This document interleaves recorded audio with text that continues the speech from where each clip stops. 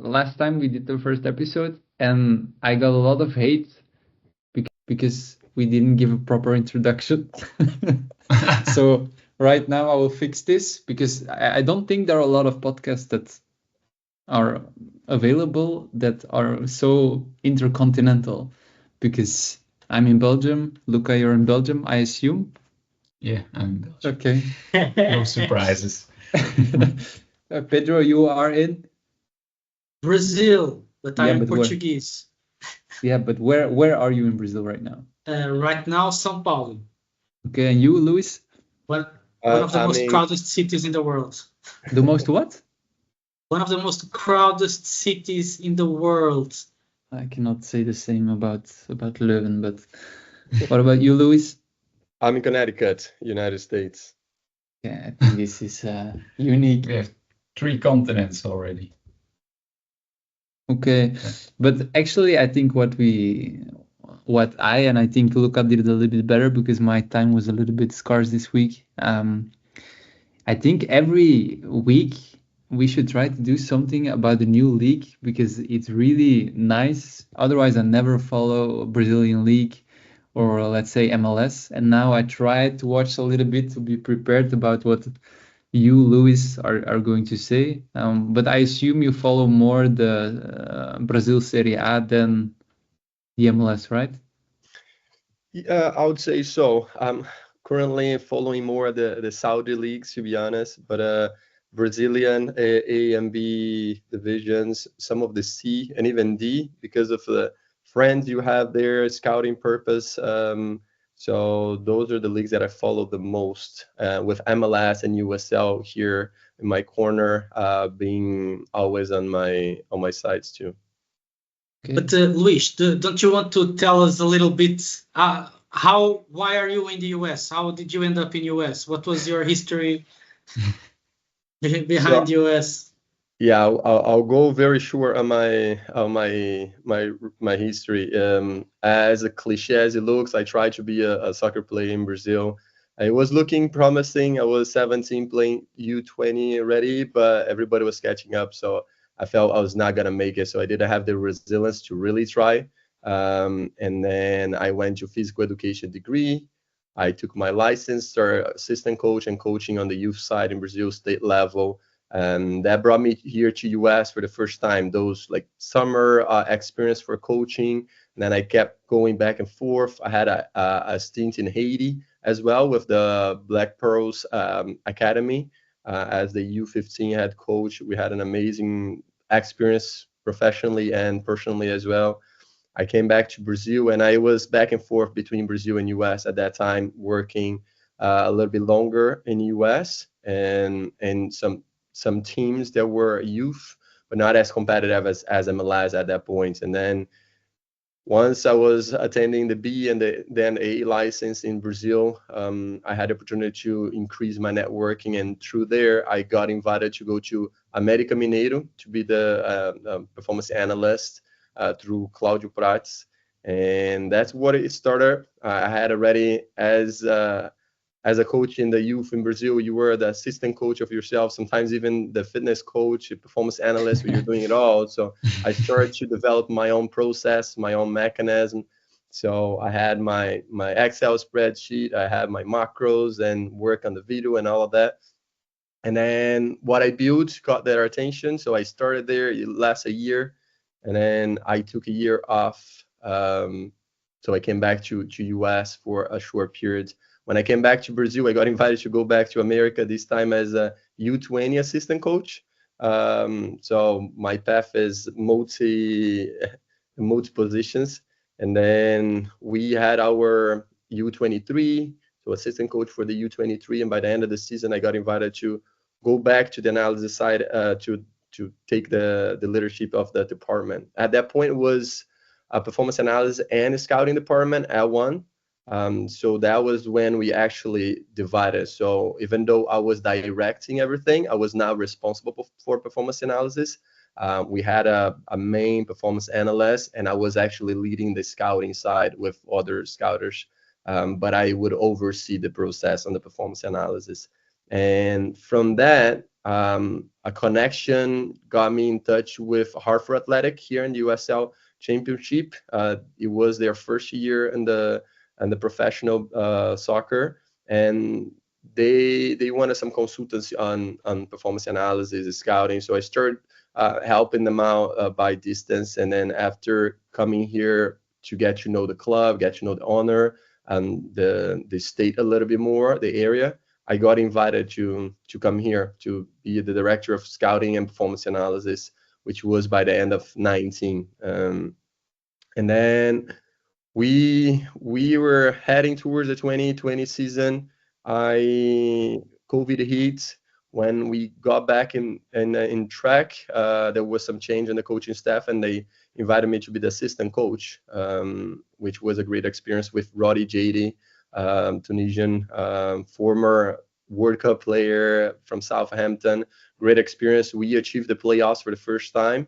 I stayed at the club one more year, and then early 2022, that's when I left the club. Family decision, I decided to stay here and start to work remotely on a professional level, in addition to support a friend of mine who has a youth academy here in the US. What a roller coaster. You're on mute, Pedro. He didn't even mention that besides Brazil, US is also now working with the Saudi Arabia market. So it's very impressive, the experience that you have and all the places you've been. It's a pleasure to have you. Yeah, so how many games a week do you watch? If you say you watch Serie A, Serie B, Serie C, Serie D, Saudi Arabia, MLS, USL. It's hard to put into numbers. Some games we watch fully, especially on the Saudi side. Some other games it goes for the bowling play or even the highlights, focus more on one player or other. But yeah, there are weeks that it's soccer all around. Yeah, so maybe we have to ask your family or your wife how much games you're watching a week.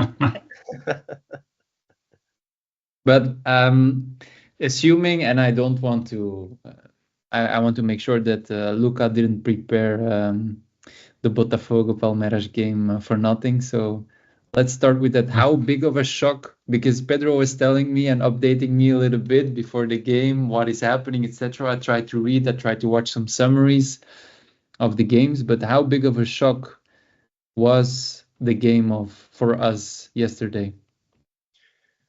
I would say it's hard to say it was a shock, because I understand that Palmeiras was going up in the table, but it was still that feeling of what's gonna happen. Is Botafogo going to allow that happen again, or it will be that switch point when they will go for the win. But it was an intense and interesting game. And a fun fact, I don't know if you guys saw the news right after Gregory, which is funny because I coached Gregory back in Brazil when he was 14 and 16 years old back in Juiz de Fora. He was back then a number 10. And he had an interview after the game, and he said that he was not supposed to be there, that right before the take, he got a little bit mixed up with the position he should be on that particular set piece, and he ended up being there. So that was that's soccer, isn't it? That sometimes happens, and it was funny to read that interview with him. But I believe that was a point for Botafogo to really put a stand on where they want to be, because performance-wise, they had shown that they are capable of. It's the consistency that was lacking to allow Palmeiras to get that hope, that feeling that there is hope and they can do it again. But it's still open. I was in the stadium. I watched the game live in Allianz Park. And the reason why I've been telling Burton that, because last season Botafogo also dominated almost all year, and in the end of the season they started to crumble psychologically. They broke. They couldn't do things that was so easy for them during the season, and now it was starting to we were starting to see some signals that the same could happen again. The last week they lost home. Before that, I think they draw. So they were starting to again feel the pressure of the end of the season, and Botafogo last season didn't perform very well, but in the end, mentally they were there. They performed consistently, and they ended up winning the league.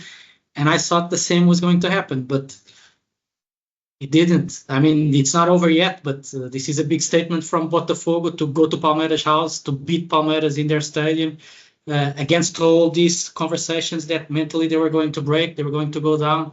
So it's a big statement for Botafogo, for sure. And it is all in their hands. The other point we mentioned earlier a little bit about the calendar too. They are in basically two finals. Like they have two final games for the Série A, but also they have the Libertadores final, which also contributes on the mental state of the players, the fitness side of how to manage the load to allow you to go with your strongest team and their strongest performance as well. Because beforehand, Palmeiras was favorite for this game, right? Home game, Botafogo was losing. Overall, Palmeiras was in a more positive flow than Botafogo. Yes, I would say if people would bet, they would go towards Palmeiras with the momentum and with the history. Yeah. But again, it was a big statement. It will be interesting to see the last two games. No, but here's the thing. Luiz was saying something that is it shouldn't be a shock, because Luiz said something that is really, really true. During the whole season, Botafogo did really well, and they actually have individually they have really good players. Tactically, they performed very well. They were consistent during the whole season, and something that Palmeiras was not during the whole season. Palmeiras had moments that the fans were expecting more. For example, international level, they didn't perform the way they were supposed to. And Botafogo is in the final of Libertadores and still being very competitive and number one right now in the league. So it shouldn't be a shock that they won against Palmeiras. The only reason why people were thinking that Palmeiras was going to win is because of the psychological moment that the ghosts of last season were coming again to hunt Botafogo. But they made a big statement yesterday. Okay. But I think I watched. It's first of all, it's difficult to watch the summary from Belgium. But I think I watched the wrong one, or I watched one which was from a Palmeiras fan account, because the summary was all chance after chance for Palmeiras, and then Botafogo won. But if I take a look at the shots, it's pretty much the same. It's 13 shots from Botafogo, 16 shots from Palmeiras. So it's not so. Or 19, it's not so. I thought there was more of an overweight of Palmeiras. You know, Botafogo scored early in the game. Then they managed pretty much the game. But you said about the set piece. You said about the set piece that he was coincidentally in the right position. Don't you think it's a really weird corner? I mean, I was like, was there a whistle or something? It seems like the defending team was not acting properly. It was like a slow, not super driven pass in the box. Everyone was like watching. They could even give one more pass in the box, and then it was like a shot and it was a goal. I was really surprised of the sleeping defense. Yeah, the defense didn't make the best impression there. Really looked very asleep. Not really.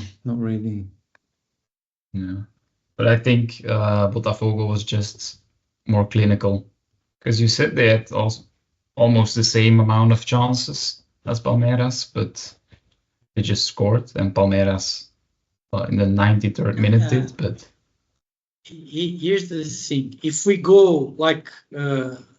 Botafogo did better than Palmeiras during the whole season, so that's it. And Botafogo also, I believe individually, they have better players that can change the game than Palmeiras. Palmeiras, their strong asset is the collective, the winning mentality, and the coach is really good. I really admire a lot Palmeiras coach, because individually they don't have, I believe, the same arguments that maybe Botafogo have. Botafogo right now has the striker that plays in the first 11 in Brazilian national team. Even Luiz Henrique also, that is Igor. They also have Luiz Henrique doing very well and also being called to the Brazilian national team.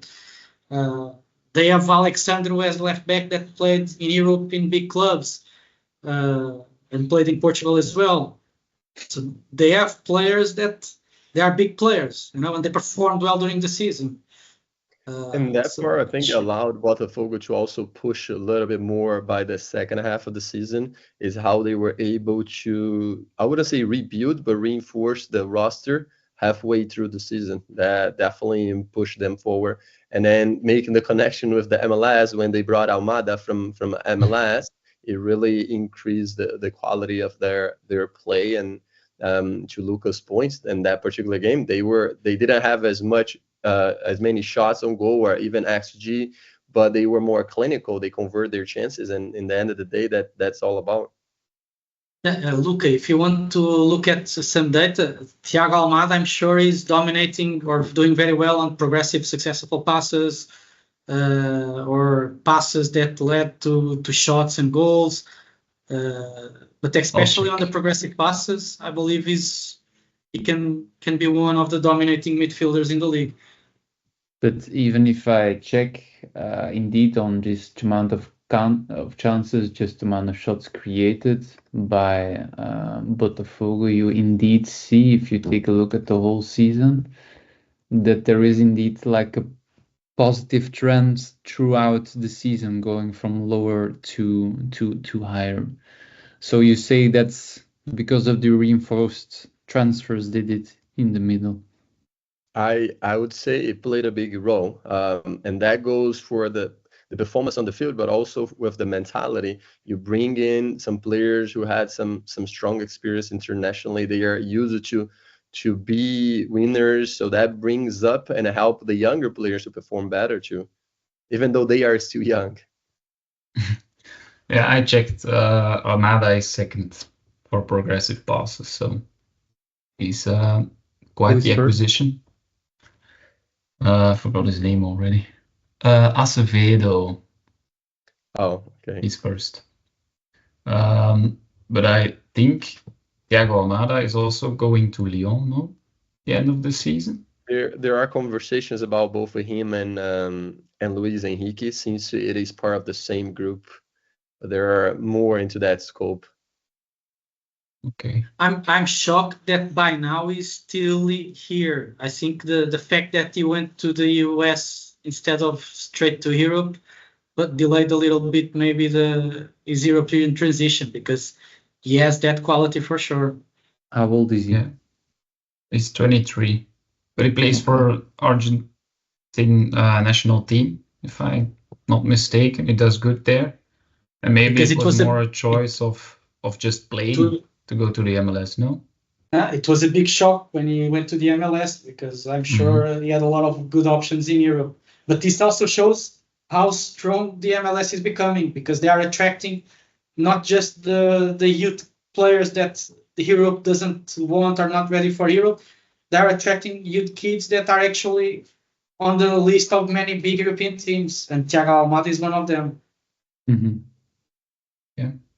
Yeah, for sure. Yeah, the league has some specifics that allows them to make these reinforcement on the squad and put some young players to play aside from the big investments. But the trend is the MLS clubs, they are coming here in South America, mostly Latin America, to find these players, make the investment, and then take the technical performance of them before moving them to Europe. Like you said, Almada was a different route because he came back, but he came back on the highest point. Botafogo is making probably one of the top 3 investments in South America at this point. They are in the Libertadores final, so it was not a real step back. It was still a step forward to push him to go to Europe in even higher standards. Yeah. I think it won't take that long before he goes to Europe, if it not this summer. Yeah, I was checking back here. Remembering in the beginning of the Brazilian league, we published an article on our website talking about the metrics that are that have a stronger correlation with the top of the league and the bottom of the league. And like Luiz said, it shouldn't be any shock that Botafogo is ahead of Palmeiras, because Botafogo is better than Palmeiras on almost all these metrics that have a strong correlation with the top of the table.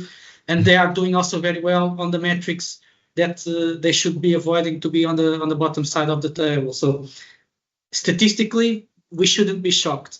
It's just that mental ghost from last season that made, I think, a lot of people think that Palmeiras could take the lead in the end.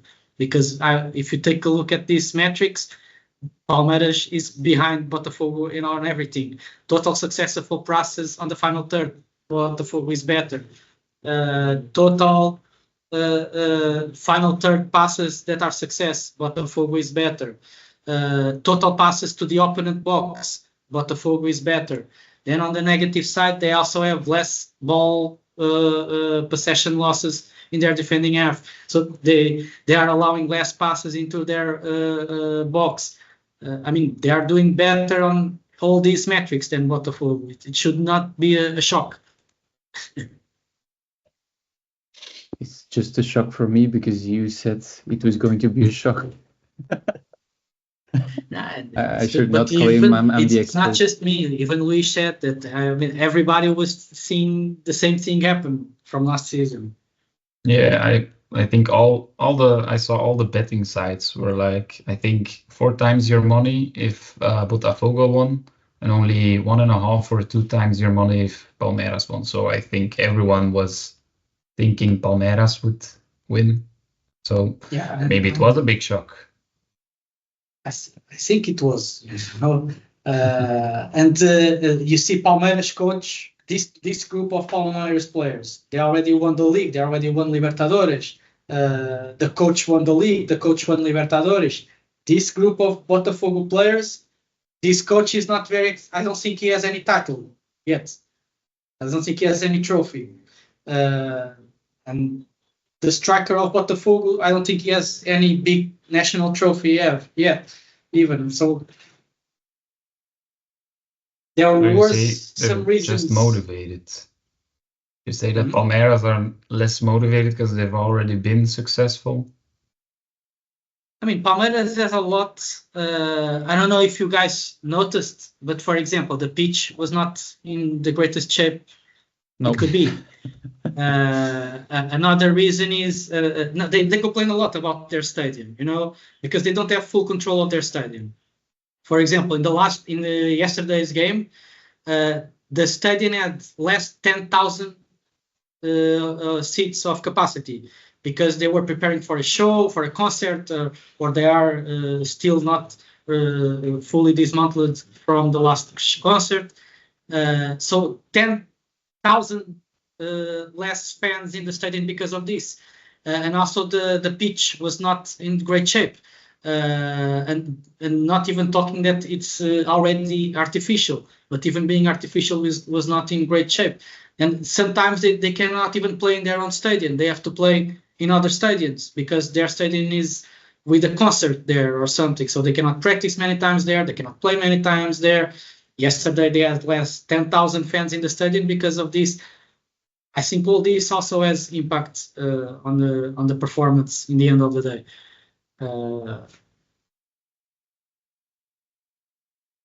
Yeah, it could be. Does it? Go ahead. No, go ahead, Bertrand.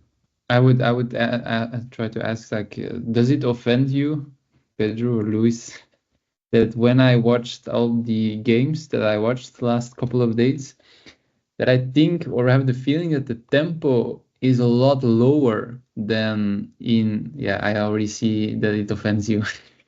No, it wasn't like offensive. It was more like agreeing with you. That's something that everybody talks about. If you see, depending on the game that you watch, you will see a good tempo on the play, like a faster pace and intensity tempo.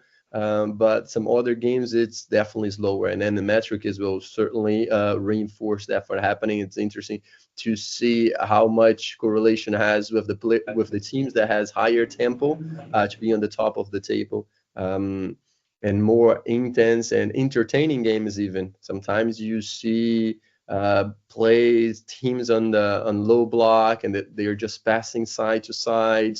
One thing that it really irritates me is when a goalkeeper gets the ball and they spend 10-15 seconds with the ball in their hands without the ref enforcing the rule.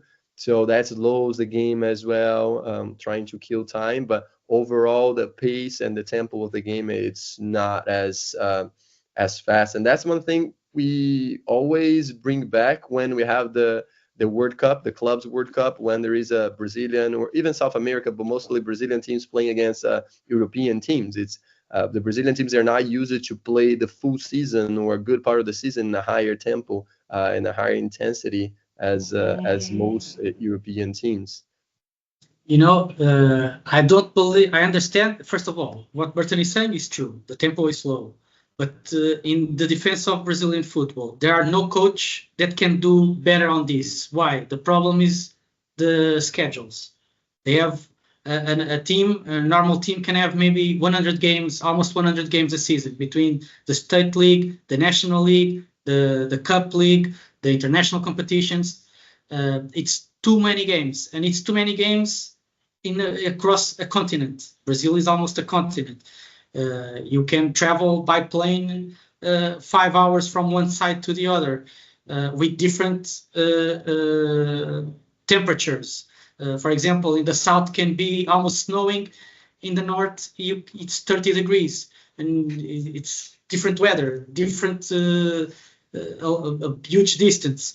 You don't have time to prepare the games. This is something that even a lot of coaches from Portugal are coming to Brazil, and they say they cannot prepare the games. Their microcycle in Portugal or in Europe, it's like 4 days preparing the game. In Brazil, it's maybe 1 day, because the other 2 or 3 days they have to just recover the players. They just have to manage the players to be fit enough to play the games. They cannot really prepare the games. If you cannot prepare the games, it's difficult to also bring a good spectacular for everybody to watch. So the biggest enemy right now of a higher tempo and better quality is not the quality of the coach, it's not the quality of the players.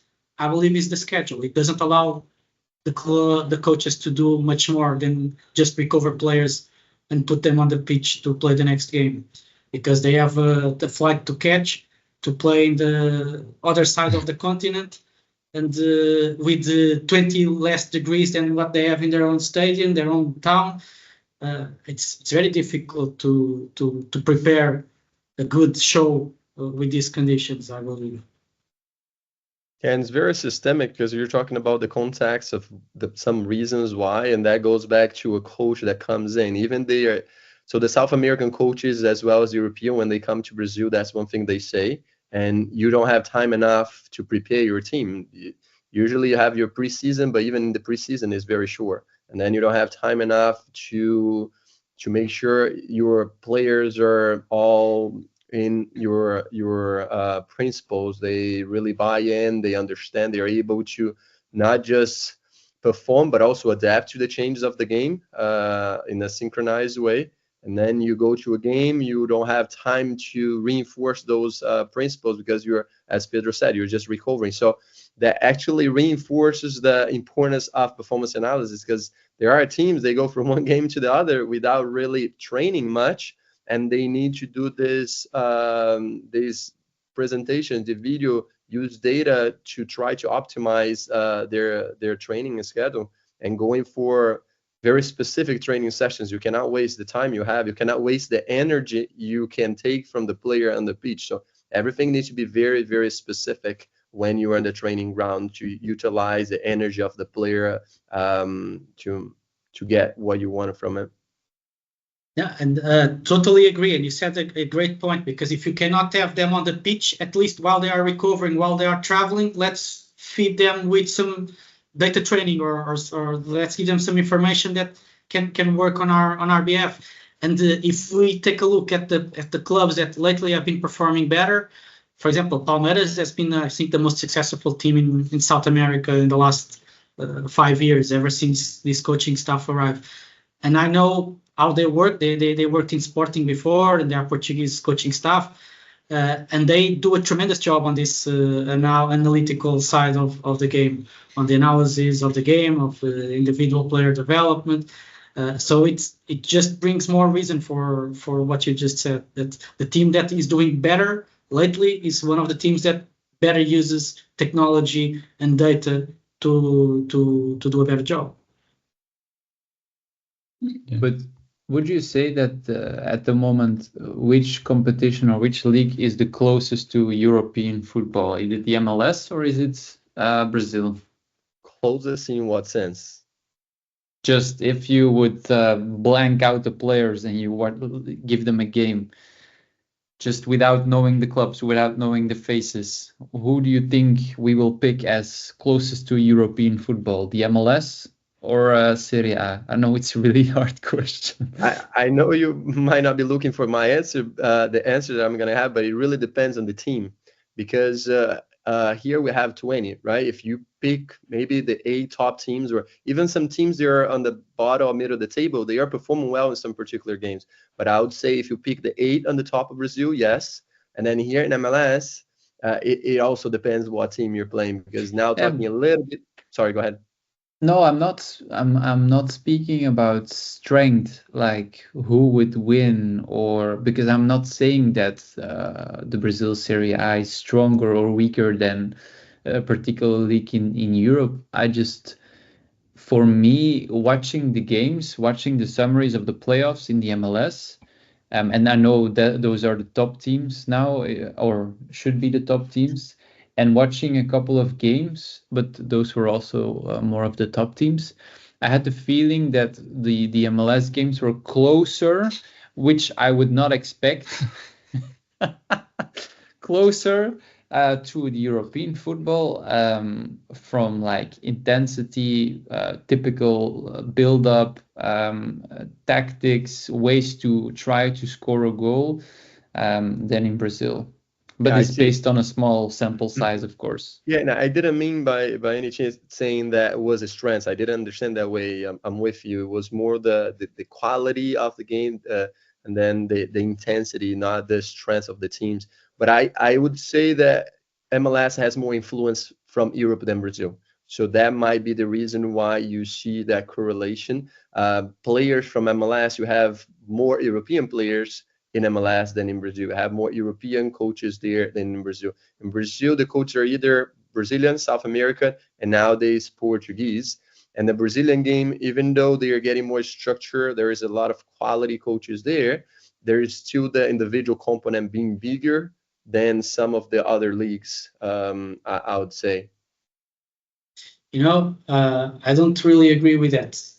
First, I think in terms of talent, you find more talent in Brazil than in the US. Of course, if you don't count with Inter Miami or these other teams that can buy players from Europe to play in the MLS. But I think if we go on average, and you put a Brazilian team against an MLS team, mostly the Brazilian team is going to win. You think I'm correct or wrong, Luiz?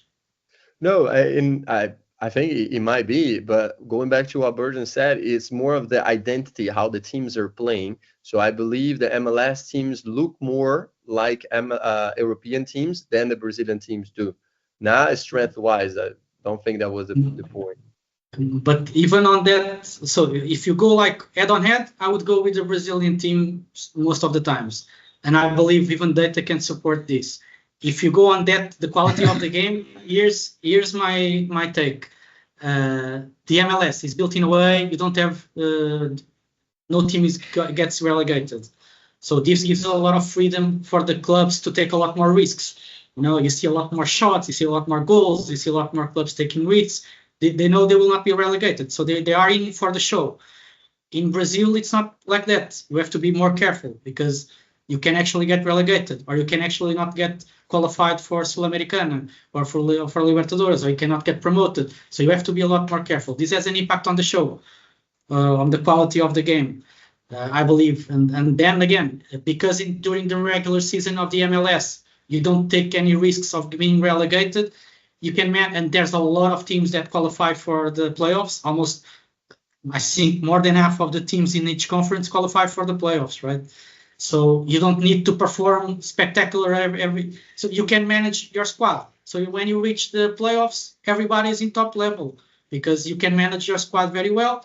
And even the ones that are not the top players, the first string players, because they don't have the risks of getting relegated or not qualifying for this, they also take more chances. I think the game is more spectacular. In Brazil, it's not like this. Every game you need to perform, or you need to avoid suffering. I think this has an impact on the quality of the product the fans watch on TV. But then again, this is in the US. I think the most important objective for the MLS is the quality of the show. It feeds their purpose this way. And I believe it has to do with the eyes of who is watching too, because there are people that would prefer rather watch a South American game, a Brazilian game, than a MLS game or USL or even European. What type of game are you thinking is more entertaining too? No, I think the most watched league, this football league in the US, it's at least last year was the Mexican League. And then it was the Premier League, and only then it's the MLS from US viewers. So in the US, the most watched soccer league for many years was always the Mexican League. Then the Premier League, and only then the MLS. But of course, Messi is changing these numbers dramatically every day. There were 2 seasons compared, more shots in, what do you think, MLS or Brazil? I would say MLS. Brazil. But by your smile. No, Is it's it in MLS? Brazil. It's in Yeah, Brazil. I would say so. Not sure about the quality or the XG on it, but I see a lot of games in Brazil being very open, with the teams going back and forth. But in MLS, there is you were mentioning about the teams, Pedro. There is something that is very specific, not relegation, right? So, and each team goes for a different vision in how they build the roster, what they are looking for. And then you have the beginning of the season talking to people from the MLS. It's the moment where they put a lot of young players, let's say 10 young players that usually wouldn't play that many games. They play those games to test the players out, to see which ones will be ready for the second part of the season to be an element, or if they will need to find somewhere else. So not relegating, it is a big debate here, especially with the league being so big and attracting the eyes of more viewers worldwide is something they were talking about. Same as with the playoffs. You saw, I can't remember, it was Messi, Suarez, or Busquets, or even Alba talking about the fact that we're the best team in the whole regular season, but they didn't win the tournament. They were the most consistent team, but they didn't win. They didn't win. So it is a cultural thing for America to have the playoffs. You even see that the first round of the playoff, you play 3 games like MLS, like NBA and the other leagues. So it is very, very unique. Well, I don't think they will change this no relegation anytime soon, because it works in the NFL, it works in the NBA, it works in the MLB. So why would they change a successful, winning product? I don't know. I think they will remain with this product like this in the US. Yeah, I think it might not be a change that they need to do. Of course, they were talking about, since they wanted to attract more attention from worldwide, to sell players, to sell viewers, but they are doing small bits. Even the roster rules, recently they opened up more U22 designated player, so to allow more investment on young players, more investment for quality players, so they are finding ways to keep it more attractive and still be successful. And of course, Messi had a big effect on it. Now you see some Mascherano is there as well, and you will see some other movements towards there. And of course, everybody's thinking when Messi retires, what is going to be the next step to keep entertaining to, in addition to more teams joining the conference. And just like you said, the fact that they don't get relegated opens space for these youth kids to play more and to in a more safe environment. If I'm not mistaken, there was a transfer 2 years ago of 18 years old or 19 years old that had like between 50 and 100 appearance, which is not very common. You don't have that young kid with that many appearance, a professional appearance in a decent level. So he was tested. So he's ready to go to a European team, even if it is for transition. But you don't see that happening. Like Estevan now with Palmeiras, he's very unique. You don't see a player that young being that impactful on a team, being ready for the next step and being worth that amount of money. He's 17 years old, and from my personal opinion, he's the only player that can change the game for Palmeiras. They don't have any other player that individually can change the game.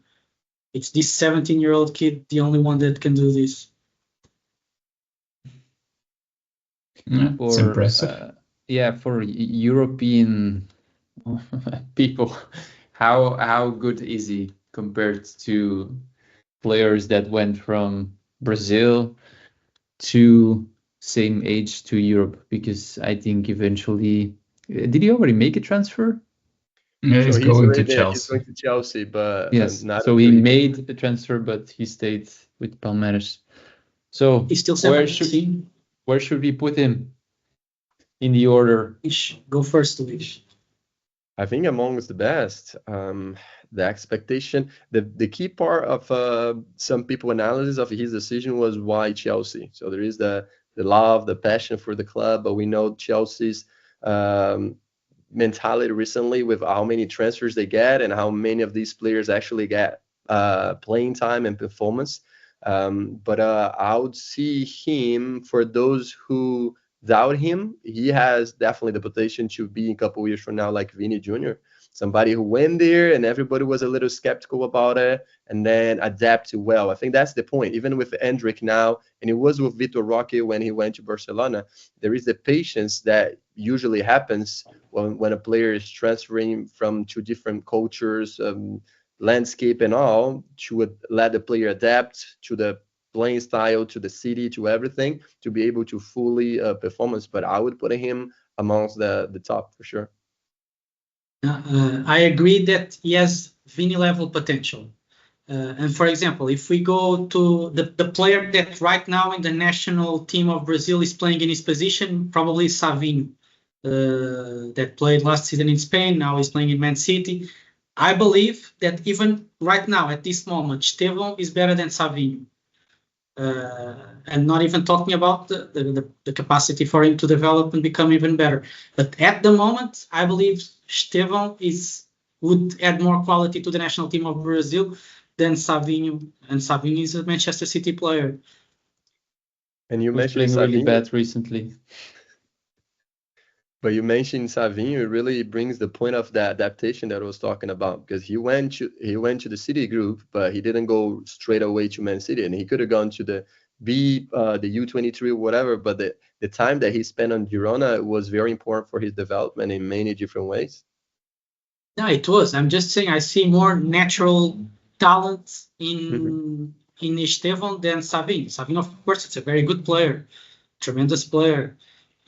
Smart player as well between the position, but I see Estevão in Vini level potential. I don't see Savinho Vini level potential. I see. Yeah, I agree. But what makes him unique? I mean, I see he makes a lot of dribbles. He has 12 goals, 8 assists in the Série A. He's the top scorer of the Série A. He's 17 years old. Yeah, no, but don't get angry, please. I'm just asking to describe, because a lot of Euro people don't know him. What makes him unique? The ability, I think Pedro mentioned, the ability to use the 1v1s to open space and create chance to progress on the field. And the progression and the creation of chances, it's the uniqueness that you ask is, how different he can do. He's a player that can score that same amount of goals as assists through individual play or through passes. So there's this assist, this shot assist, this final third entrance with the ball and through passes. I think that's very unique. Yeah, and if you could compare him, could you choose another player? Like, doesn't have to be a young one as well. Doesn't need to be a young player you see with similar profile, Pedro. I'm thinking, but just to say something about Esteban, is like Luiz was saying, he has tremendous technical ability. He can change the game in many different ways. He can break defenses in many different ways, and on top of this, he can actually score goals and make assists. And this is the most important thing in the end of the day for a team. So he's somebody that at 17 years old is playing in a very high level in South America, scoring goals, making assists, changing games, and fighting for championships. So I think he's in a very good level to be successful in Europe. If I have to say a player, maybe Vinicius, but he's having better data than Vinicius in Flamengo, when he was in Flamengo. I don't think Vinicius was scoring so many goals or having so much impact in a game, or a Flamengo team depending so much on him, the way Palmeiras teams depends on Esteban.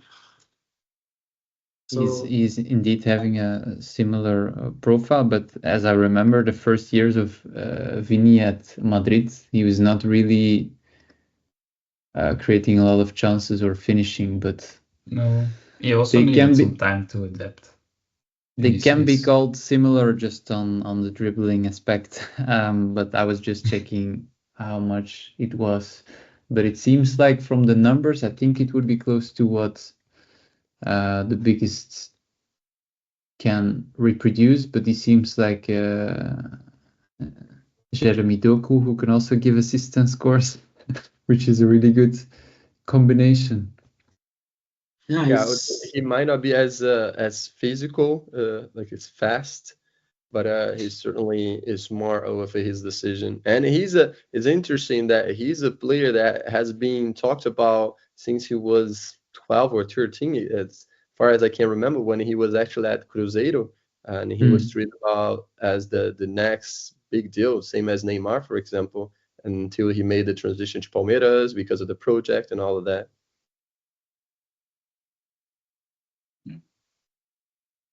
I think, I don't know if, does he go to Chelsea this summer, or when does he go? Do you know, Luis? Let me just double check. I can't remember by heart when he's going. He's welcome. For July 1st of next year. Next year, okay. Oh, yeah. So it's 7 more months. Yeah.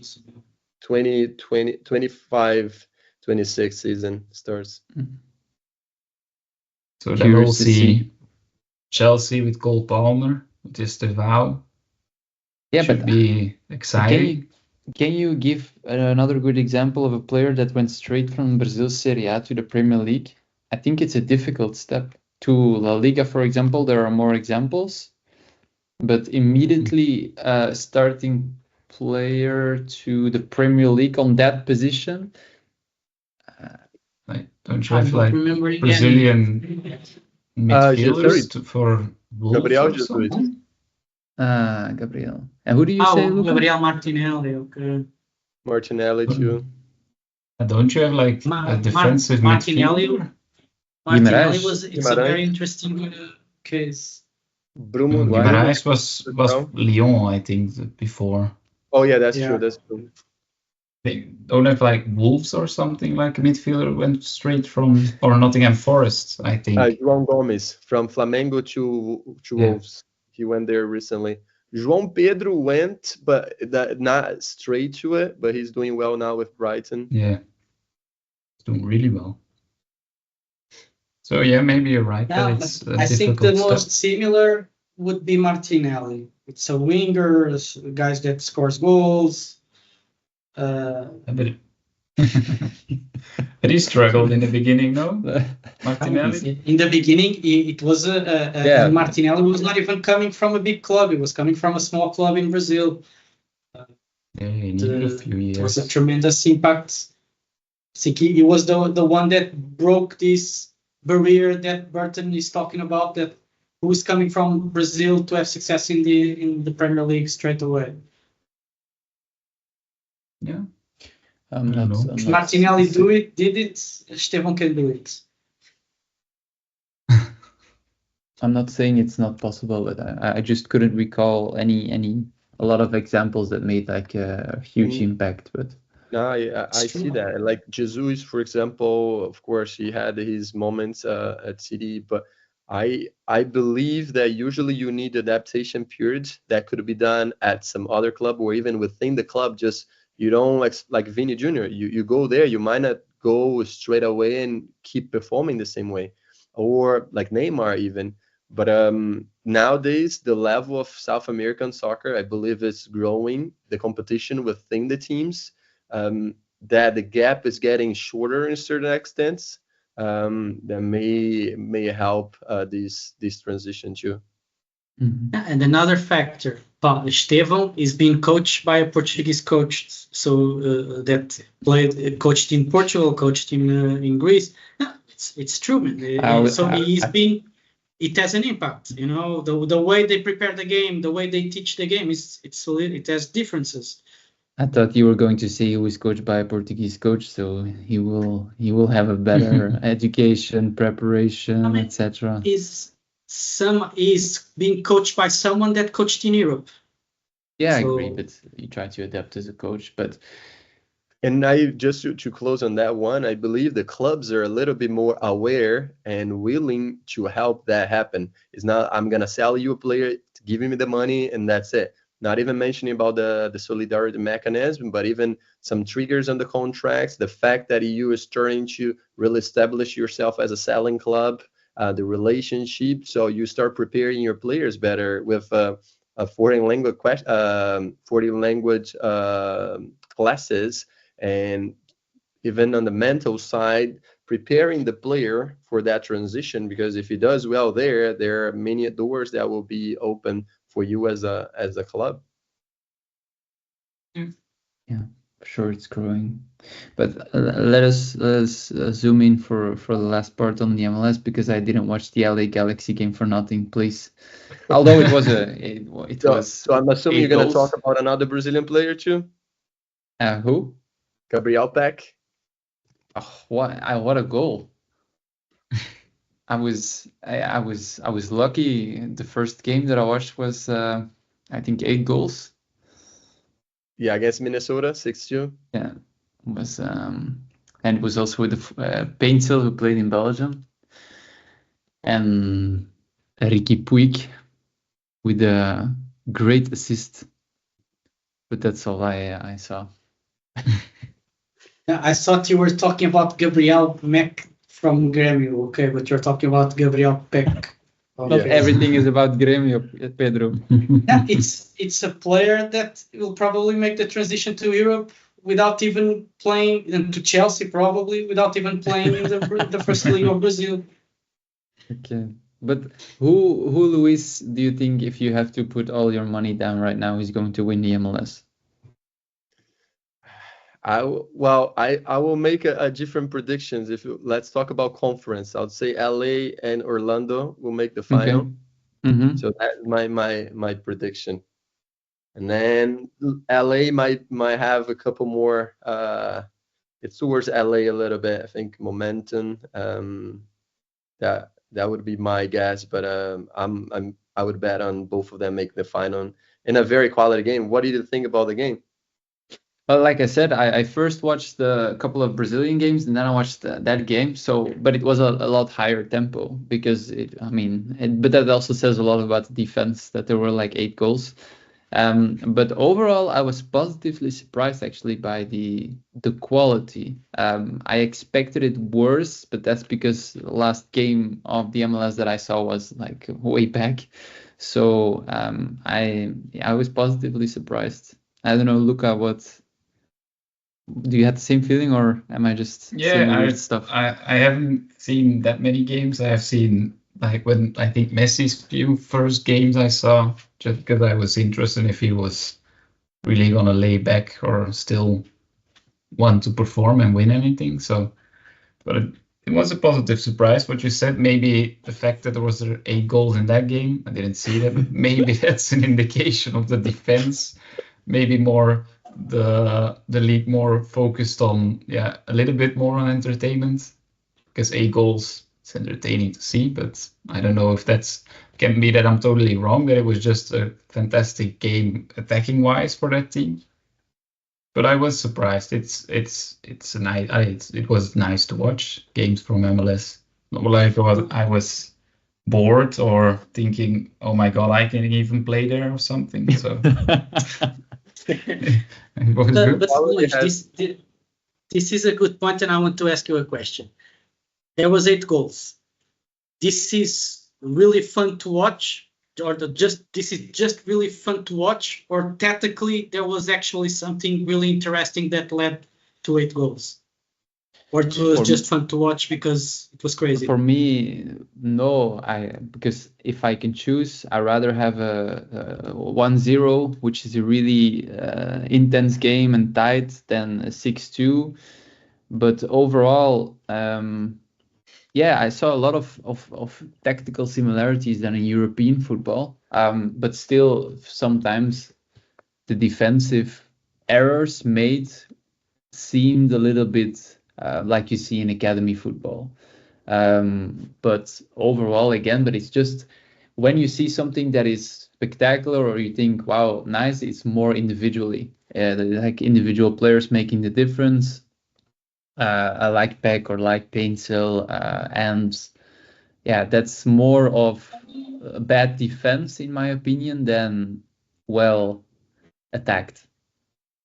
Yeah, I remember the first time I watched an MLS game was back in 2011, if I'm not mistaken. And yes, the quality, it's outstanding now compared to that time, what the league itself invested on it.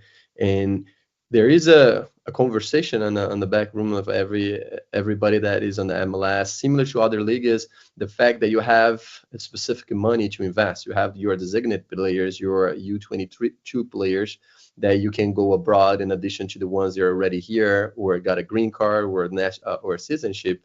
So they tend to invest on attacking players. One or other club, they invest a little bit more on defensive, at least one player to have a pillar there. But these that you guys mentioned, it goes across the league sometimes. Yeah, I think if you see just examples of European players or just players who played at a high level in Europe, most of them would change to MLS or attackers or midfielders also, but less defenders. Maybe Chiellini, and there are examples, but not that many. More attacking wise, I think. No?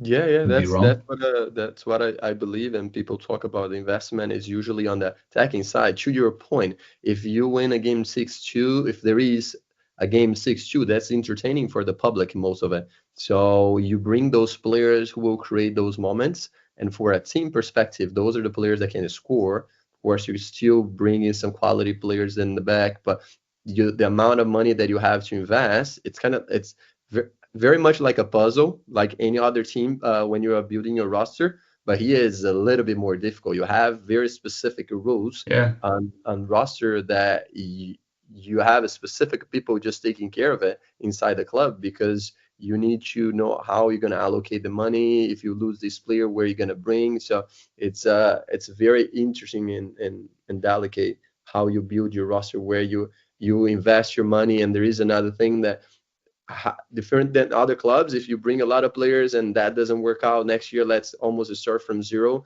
like find a way out for these players. Here is not that easy. So you need to be very careful, because a couple bad moves, it might take 2 or 3 seasons for you to get back into good shape. It's different from here. And Brazil. Yeah, maybe to I don't know if anyone has anything left to say. I would ask who do you think that would win the Brazilian league, this Brazilian Série A, just to finish up from the start, because there are 2 games left, and then it's and if I'm not mistaken, both teams play 1 game in and 1 game out. Palmeiras plays Cruzeiro and Fluminense, and then Botafogo is Sao Paulo and Internacional. So Botafogo is going to International Stadium, which is not an easy stadium to play. So it's not, the championship is not done yet. But if Botafogo would have lost yesterday, I think it was going to be delivered. They were going to focus on Libertadores, and that's it. But now I think it's still 50-50, the chances for each team. You don't want to guess? Botafogo or Palmeiras? Luiz, go first. No, I won't be able to guess. I agree it's 50-50, and I think there is one piece that, especially on the mental side, will play a role, which is the Libertadores final. That's the next game for Botafogo. So not just if they win or lose. If they win, yes, great energy. So you would assume that they could make a push because it's only on them, and so they are 3 points ahead. So if they win and they tie, that's all good. Now, if they lose, will they lose their momentum, be down, or they will need to, or they will fight for at least one tournament? So, to your point, something that Pedro mentioned before, I think Botafogo has something there that they have the feeling that they have something to prove. So I would put that into extra motivation. So it might be going a little bit towards them for that matter, because Palmeiras, it's not just up to them. They will go there and they win 2 games, but they rely on how Botafogo do their games. I would give a slight advantage to Botafogo because they proved yesterday that mentally they are stronger than what we believed they could be. So I would give us a little advantage to Botafogo. Yeah, I think I have the same. I think Botafogo. I think they will. I'm not sure about Copa Libertadores, but the league, I think they will. I think they will succeed. Finally. Yeah, they have a very tough game against Internacional. If I'm not mistaken, now Internacional has 11 games unbeatable, undefeated. So they've been doing really, really well. That's a team that it's important to mention as well with Roger, since Roger came there and take a role. I think he's a coach in Brazil that's underrated, not just for how his team's performance, but what he has as a person as well, like the way he sees the football, the soccer beyond the pitch, Yes, just a curious fact about Roger Machado. He was a superstar in Grêmio as a player, and he was also a coach in Grêmio as a coach. Just a fact for you guys to know. A fun fact. Okay. Another thing we cannot left undiscussed is we watched Brazilian games. The commentators. I mean, you could. It's crazy. If you watch this as a European guy, sometimes I was doing different things and I didn't even watch the game. I thought they scored 10 goals, but there was like 0 goals scored. Why is it that for the smallest chance, even when they get to the attacking half, they're exploding and they're yelling? And why is it? And Luis, he didn't even saw yet Kazé TV. I would say one is like the passion, Brazilian passion about soccer. When I listen, when I'm scouting and I'm watching some games from Latin America, it's very passionate. It's more enjoyable for me to watch than when it is a very bureaucratic commentator. I agree. So there is that part, and of course there is the excitement of you're trying to sell a product. Like the more excited you look, more attention you grab. But one point that for me it comes back is when I was a kid, like the pay-per-view and all of that, so I wouldn't have access to all the games that I could watch and some late games. So I would have a radio and I would listen to the radio on those games. So that's an amazing experience. I don't know if nowadays anybody has. I even tried on like some soccer apps where you're just following the game. I would put there. It's a good experience if somebody hasn't tried to try to just listen to the game, because it also brings your imagination. To your point, it might be a boring 0-0, but they are making it look like it's a very exciting game. But what I challenge you to do is listen to a game on the radio and then rewatch it. You will think you listen to the most amazing game, and then you watch it and you're like, what? It's the same in Belgium. I think at least the three of us, when we were younger, a lot of games we couldn't watch on TV. We listened in the radio. I think only Luca didn't have this experience yet, because growing up we saw this a lot. I had the experience, but only in the car. That's the only experience I have listening to football. And I have to say, maybe it's a Belgian thing, but our commentators are not that excited about the game, or our football is just not that good. I don't know which one of the two it is, but it's not that exciting to listen. But what I was saying is in Brazil, I think in the whole world, there's a new phenomenon that is the games that are being streamed, for example, on YouTube or Twitch. And here in Brazil, there is a specific player that is Cazé TV, that is it started streaming games on Twitch. Now this is big. Right now, this guy that started streaming games on Twitch is competing with Globo. He's competing with the biggest media players in Brazil, and he already won the rights and bought the rights of a lot of competitions to stream on his channels. And the experience in this streaming platform, it's even more wild than what you already consider that is wild, that is the Brazilian TV.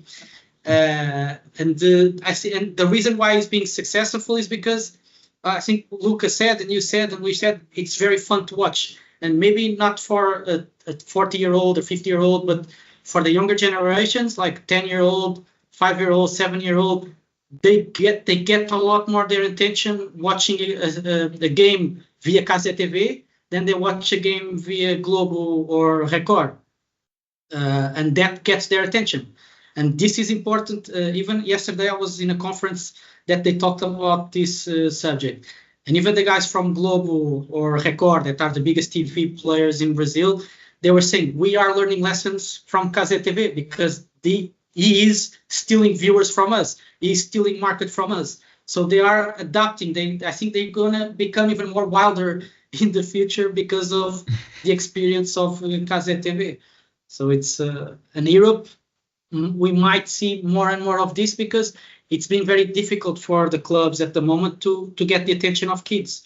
You know, right now football is losing the attention to esports, to a lot of other stuff than other sports, but not just sports, like League of Legends and stuff like this. We are losing young kids from football to League of Legends right now in terms of attention, where they dedicate their attention. And the way you comment the game can have an impact on trying to retain some of these younger viewers. And Burton, one thing that's interesting on that is somewhat of a transfer market, because you have some commentators that are very, very good, they're knowledgeable about the game. Some of them are just exciting or funny, but you see them moving around different broadcasters because of the interest of attract more. You hear from people, I'm going to watch this game, but I'm going to watch on mute because they don't like the commentators. And depending on who is watching, you wanted to get some depth from the comments in the game. And then that's the reason why people would choose one to another. But it is very passionate. I remember watching some games in Latin America. It's fun to watch. You get that feeling. No, I agree. It's definitely fun to watch. You know something, Luis, tell me, because it was the first game that I watched live in the stadium of Palmeiras. You know, usually in the stadiums we have the ball boys. Well, boys are kids. In Palmeiras, they are grown-up adults, like older than us. But I believe, and they all, and it was like a part of the staff. They all have like a towel with them. It was like 30-year-old, 40-year-old guys, very knowledgeable about everything, running from one side to the other. Is this I think it was the first time I saw this. I don't know if in the US this happens more. I don't know if other clubs do this. I saw many games across the world. I never saw this. Yeah, so sometimes it's from the organization, the competition organization. So those are like professionals. They are trained to do that in a particular way. Sometimes it's from the club. So when I was growing up, and it's still, you see U20, U17, or U23 players being part of that process. So they still have the knowledge. You might see like throwing the ball a little bit faster or a little bit slower, depending on who was the ball. So it varies a little bit of the staging, administration, the team involved. I've seen all different types. But in Brazil, it was the first time I saw this, and I watched many games in Brazilian league, and even in the rest of the world, I never saw this. Like really, like professional guys. Their job, I think they are paid for to do this. And like you said, in other clubs, it's like kids from youth academy that we call, hey, come and do this. But it was interesting fact from yesterday. I haven't seen it. So maybe I should see the growing ball boys. There was a coach in Europe that did the same. But I think it was Bayer Leverkusen actually last season. But I don't know for sure. They don't have professional ball grown-up men, but they had professional ball boys, and they had extremely organized ball organizations next to the pitch, and the throwing of the balls after when the ball was kicked out was extremely fast.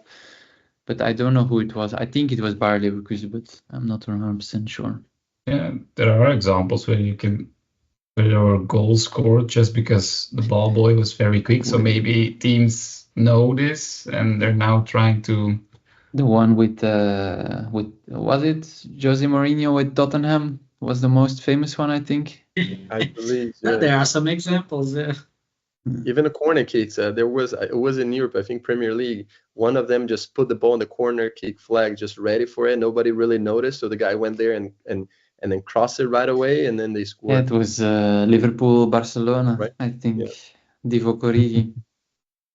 Now, in the each year the game gets more and more competitive, and if you can get the edge on something that the other guy is not doing, it's worth doing it. And it was curious to see this. Yeah, I can imagine. But maybe we get transfers of ball boys now. That would be spectacular. Maybe we can still be stars. Nah. Up to you. But Luis, thanks for joining us. And I'm sure that we will go invite you again in the future. But maybe then we can be the experts about European football. But you follow everything, so we have to find I don't know, some obscure league that you don't follow. Sounds good. Thank you for the invite. Yeah, great. But yeah, we'll definitely meet other times, and it will be a pleasure to talk about any league that you guys are willing to go over. Okay, and I will start following the Brazilian league more, starting from next season and the end of this season. So I'm here if you ever wanted to chat about it. Good. Great. Thanks. Thank you. See you. Bye-bye.